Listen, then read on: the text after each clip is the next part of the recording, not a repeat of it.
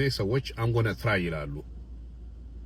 I'm gonna try to do this I'm gonna try to make money I'm gonna try to get a better job I'm gonna try to be in shape I'm gonna try to do this do that so ገና ሳይጀመር before they even begin already doubt ያደረጉ ነው try ማለት ገና ልትሞክር ነው ስለዚህ ሙሉ ለሙሉ እምነት የለህም ማለት ነው so guaranteed fail ያደርጋል ማለት ነው so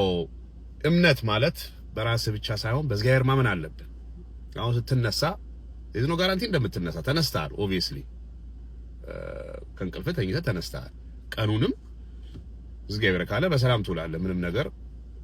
I'm going to try to have a good day or I'm going to try to live today አትልም አይደል I'm going to try to wake up ስተኛ ማታ I'm going to try to wake up in the morning ጧት አትልም obvious ነው you know you have a belief በእግዚአብሔር ታምናለህ እግዚአብሔር አስተኝቶ ጧት ያስነሳል እግዚአብሔር ካለ so ስትሰራም የሆነ ነገር ለምንድን ነው I'm going to try የምትለው ሌላ ነገሮችን አሁን I'm going to try አትልም I'm going to try to eat and hopefully not choke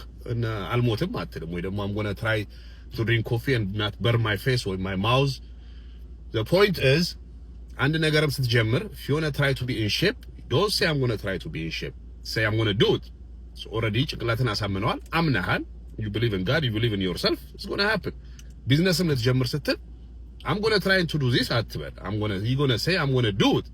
once you have the belief ምታምን ከሆነ በራስም በእግዚአብሔር number 1 of course በእግዚአብሔር ምታምን ከሆነ it's going to make it happen for you doubt ካለህ ግን it's not going to happen ያማ